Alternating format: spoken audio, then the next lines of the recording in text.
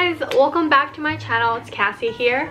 Today we're going to be talking about Australia, working holiday visas, and how the heck do you find a job there.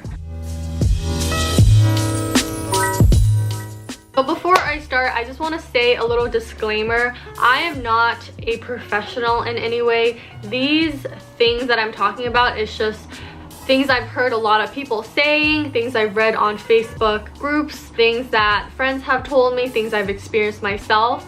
So if you hear something wrong and you don't think that's true, well, that's your own opinion. This is mine. So if you want to still hear what I have to say, then just keep on watching. Number 1, Australia's job market. So I, like a lot of other young 20 or so year old people, wanted to go to Australia because 1, beautiful place, 2, minimum wage is pretty amazing, 3, that's just kind of like a lifestyle you'd want to live if you're in your like 20s to 30s, you know, traveling around, backpacking around. It's a relatively safe place. A lot of people want to do that. Well, guess what? A lot of other people, including yourself, are all trying to do the same thing. So Australia's job market to begin with is honestly not that great. Jobs in Australia in general are really hard to come by because there aren't that many industries or businesses, and it's so saturated with so many people there that everyone's just fighting for a job. I've even heard like Australians themselves have told me that it's impossible for them to even find a job in their own country. So imagine us being foreigners trying to come in and trying to get a job. Like, that's even like harder and more difficult thing to do. So yeah, Australia's job market, not that great. There are a lot of working holiday visa workers, so there's a lot of competition for hospitality jobs, farm jobs, jobs like that in general. And then now, speaking to the whole thing that's happened with the coronavirus, COVID-19, I can't even imagine how many Australians now also don't have jobs. So if you are someone that is thinking of going to Australia in the near future, I don't know, maybe next year, that was your plan or something, think about it really carefully or have a lot of money saved up, because right now everyone in the world doesn't really have a job. So in Australia, if their job market was already bad to begin with, imagine the amount of Australians that don't have jobs now and are trying to find something. Of course, employers are going to pick generally an Australian citizen over you because they would rather give their money to someone who's actually a citizen of their country. So think about that. It's a risk you have to be willing to take. So now I'm going to talk about number 2, working holiday visa work restrictions. If you're anything like me, I went to Australia. I went to the Gold Coast specifically, and I was there on the 417, I think is what it's called, working holiday visa, which is for people, you know, 24, 25, 26, 27, like that kind of range. The working restriction on it is that you can only work for one employer 6 months at a time. And that's really important to note, because that means if I found a job working at Subway for 6 months, at the end of that 6 months, I can't work for that Subway anymore. I have to find a different job somewhere else. So that means every 6 months, you gotta switch jobs. So be prepared for that. It's important to remember, because another thing is a lot of employers, they don't wanna hire you if you can't stay for more than 6 months. You know, imagine being someone that's trying to like hire someone, and then you put all this time and effort into training them, and then after 6 months, they're gone. They have to go, and it's just the way it is. Like, as an employer, if I were them, I wouldn't want to do that either. So that's a work restriction we have to live with and we have to understand. Number 3, my journey. All right, so you guys have seen some of the videos. I know I'm posting this super late, but I was in Australia not too long ago. I was there for 4 months-ish. And in that 4 months, I was living in the Gold Coast. Gold Coast is beautiful, beach city, beautiful location. A lot of people like going there on working holiday visas. And honestly, I didn't think getting a job would be that difficult. I had a profession, I had a specialty. I'm in the tech industry, I'm a UI UX designer. I was like, you know what, I could probably find a job there. Like, should be okay. I was wrong, okay? I was very wrong, and I'm gonna tell you why. So This is a whole journey, okay? So I went into Australia thinking I'm going to take December off for vacation, and then in January I'm gonna get my shit together and I'm gonna find a design job. Mistake number one, I live in the Gold Coast. I had to live there specifically because my boyfriend lives there and I wanted to stay with him. And the Gold Coast is not known for being a tech city. You know, it's a beach, laid back vacation city type place. And so there's no tech jobs there. A lot of the jobs that are in graphic related design are looking for like graphic design, illustration, you know, things that are more like advertisement marketing-y. And I don't have a background. Well, I don't really have, my strong point is not in that.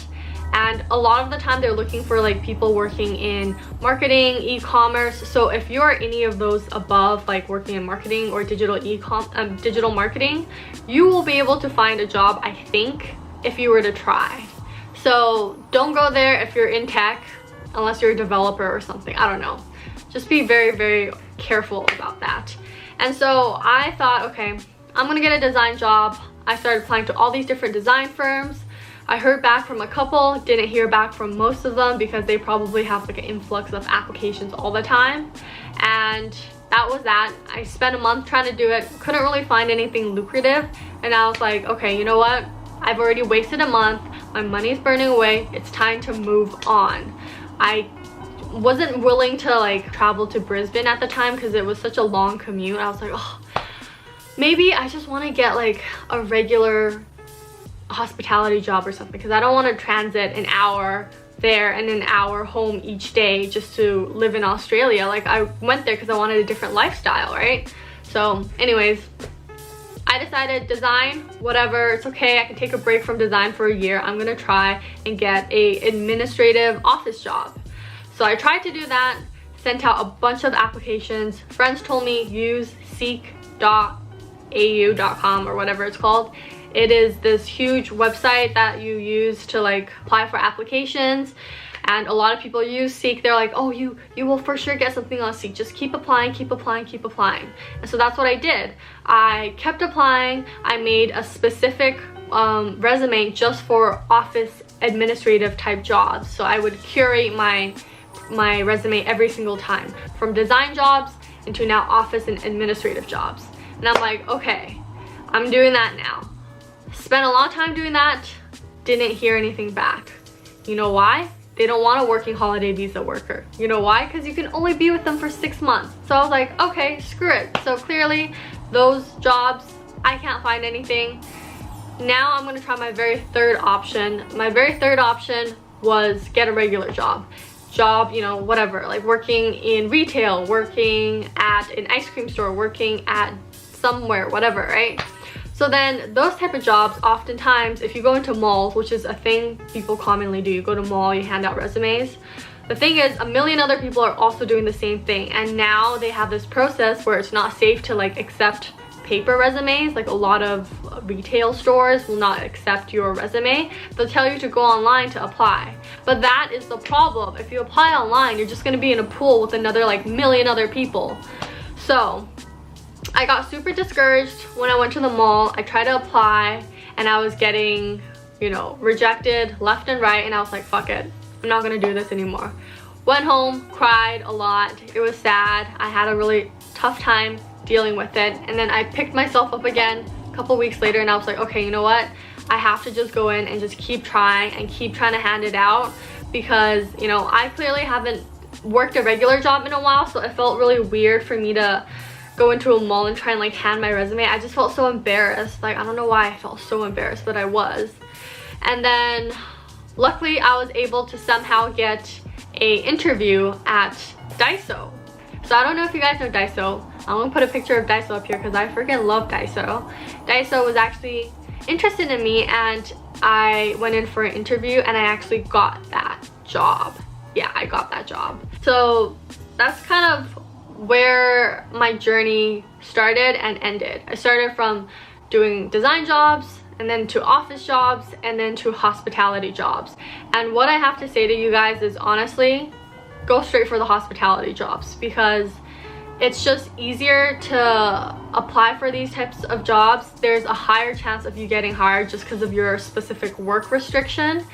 And yeah, I'm gonna now talk about my tips. Oh, I also wanted to add on to the fact that I worked really hard on this journey, okay? When I was applying for all these different types of jobs, I was kind of at the same time applying for design, office, and hospitality jobs at once. In a certain moment in time, I was literally doing them all. So I made separate resumes for each one, like design, hospitality office jobs, retail, food industry jobs. I had so many different freaking resumes, and I wrote so many freaking cover letters, and it was still no freaking use, okay? I put in that much effort and it was really not giving me the results I wanted. But what ultimately did give me the result I wanted, that helped me find a job, is my tips. So I'm gonna go ahead and tell you my tips now. Number 1, timing can be everything. Okay, so I told you guys I took all of December off. Big mistake, because I should have applied in December. December is holiday season, you know, that's when it's summer in Australia, meaning everyone's on summer vacation there. It's Christmas, everyone has money to spend. They're going to different like parts of Australia and they're spending money on hospitality type places. And so my mistake was that I took December to travel like everyone else, and I tried to apply in January. And by January, you know, everyone's gone back home, they've gone back to work, the malls aren't really busy anymore, restaurants aren't that busy anymore, and a lot of the businesses, they're going to actually keep the people that they hired during Christmas time, during the holidays, and just keep them for the rest of the time there. And so when I was trying to come in and go to the malls to apply, I was already too late. People had already beat me to those jobs because they hired them during the holiday season. So be very careful about your timing. Try and go and apply and get a job during the time when everyone is supposed to be on vacation. Like apply like a month before that, so you know that you're gonna be able to find a job because they're gonna be hiring more. So timing is everything. Second tip, someone told me apply on Seek, you'll find a job.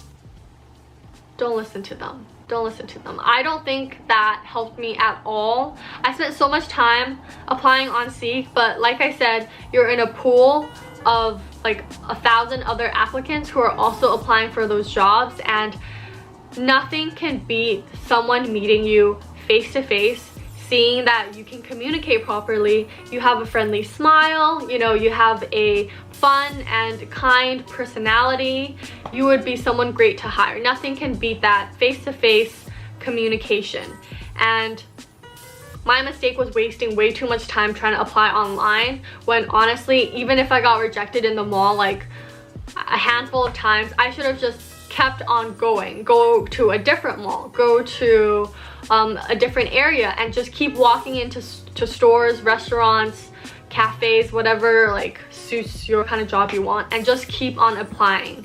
And a lot of them might say no, but some of them might say yes, and you only need that one person to say yes to make that difference. So honestly, go in, introduce yourself, and just do it face to face. Even though it's embarrassing, you have to do it. It's honestly the best way, and that was the only way I was able to get a job. Next tip, networking events.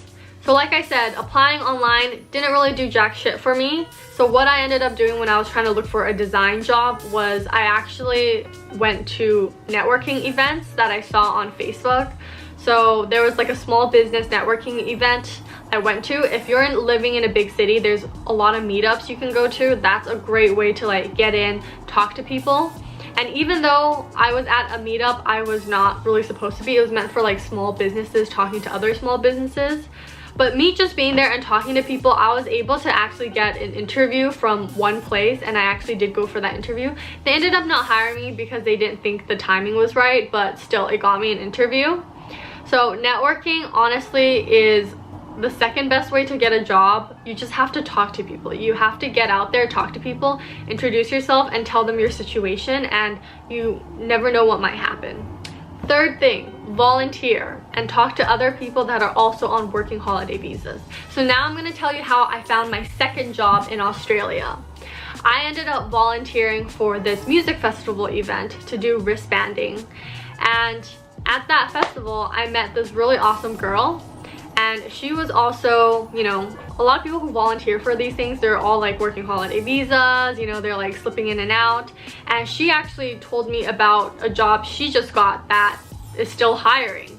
And so because she told me about that, she was able to refer me, and I was able to come to the interview. Otherwise I wouldn't have known about it and I wouldn't have gotten that job. So that was the second job I got, and the second job was to work as a food and beverage attendant at the Seabus Stadium, which is like a sports stadium in the Gold Coast. So I was so excited. I was like, holy crap, I have 2 jobs now. And how did I find both of these jobs? By going in, talking to people, and 2 is to just meet people in different places and just talk to them about their situation and about what situation I'm in, and just like getting to know people. And like, friends will help you out. And that's another thing I hear a lot too, is to find a job in Australia, the best way to do it is to have a friend refer you, or to have like connections, because otherwise it's really hard to get in. And I have felt that firsthand, and it's true, it's really hard to get in if you don't know anyone. So get on apps, meet people, talk to people, make friends. Who knows, the next friend you meet might be the one who finds you a job. Like, you don't know. Now you guys have heard my whole story. Now you guys know all the tips. That is what I recommend. Now I'm going to tell you the ending of the story. This ending of the story is not happy, okay? I got these 2 jobs. I was about to start within a week, and then within that week, coronavirus hit. I was devastated. My Seabus job in the sports stadium, instantly gone. Like, there's no way I was gonna be able to work that anytime soon. Stadiums were completely closed. Second job at Daiso, I was supposed to work at Daiso, which is in a mall, high risk area, high infection area, gone. So, am I sad? Yes, I'm devastated. Am I glad I got that experience to like look for a job and cry and be sad and scared and feel worthless? Yes, it's made me more humble. It's made me appreciate my job that I currently have right now back home, and it's made me realize I'm not the type of person who is able to just like float to different countries and like do this and do that without having some sort of a support to kind of fall back onto. But it also has made me grow more as a person, not be afraid to go out there and talk to people and network. So after my whole Australia experience, I really have noticed networking is something I want to do more of, and is something I'm not as scared to do because I was forced to do it when I was in Australia. So don't give up. Sometimes you're not going to get any callbacks. You're going to send a million emails and none of them are going to get back to you. Every time you're on Seek, you're just going to see that stupid email where they tell you that the employer has decided to go with another applicant. I got so many of those, so discouraging. But just know that you are worth something, and if you can talk to people and you are a respectful employee, responsible and good at your job, you will be able to find something. But you just have to find the right opportunities to show people that you are that person. And the only way to do that is not through applying online, it's through going to places and showing them who you are and showing them that you can do those things that you say you can do. My throat freaking hurts now. I hope you guys appreciate this whole video. I hope you guys think long and hard before going back to Australia. I wish you guys the best of luck. Please do your research before you go. Have some sort of a plan, or else you will come home broke with no money and yeah, not having a great time in Australia. Because trust me, if you don't have money in Australia, you're not gonna have a good time. Things there are expensive. That's all for today. Thank you guys for watching. If you guys like my videos, support me by liking the video, commenting, subscribing to my channel, and just engaging with me in the comments. I'd love to reply if you guys have any questions. And that's it for today. Bye!